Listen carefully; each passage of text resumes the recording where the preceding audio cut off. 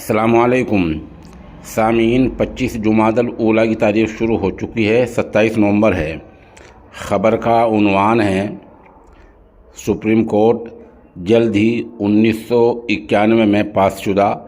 Parliament کے قانون پر بحث کے لیے تیار، سنوائی کے لیے تیار۔ آپ کو پتہ ہے کہ جمعیت علماء ہند نے 1-1.5 سال پہلے سپریم کورٹ میں یہ رٹ ڈالی تھی کہ پارلیمنٹ نے قانون پاس کیا 1991 میں،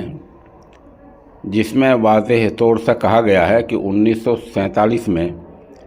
جس عبادت گاہ کی جو حیثیت تھی وہی برقرار رہے گی، لیکن اب ذیلی عدالتوں سے بہت سی جگہوں کے لیے سروے کا آدیش ہوا ہے اور بہت سی عبادت گاہوں کو متنازع بنانے کی کوشش کی جا رہی ہے۔ تو آخر یہ سب کیا ہو رہا ہے؟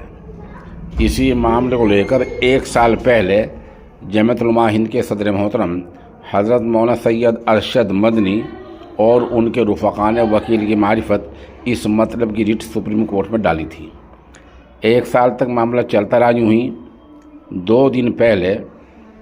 سنبھل کے تازہ واقعے کے بعد جمعیت علماء نے دوبارہ سپریم کورٹ سے رجوع کیا اور آج چند گھنٹے پہلے جمعیت علماء نے اس مطلب کا ایک بیان جاری کیا ہے کہ سپریم کورٹ سے ایسے اشارے ملے ہیں کہ اگلے 4 دسمبر کو، ابھی نومبر چل رہا ہے، 4 دسمبر کو یعنی مشکل سے 1 ہفتے بعد ہی اس معاملے کی سماعت ہوگی، سنوائی ہوگی، اور چیف جسٹس صاحب کی صدارت میں جو بینچ ہے وہی بینچ اس کی سنوائی کرے گی۔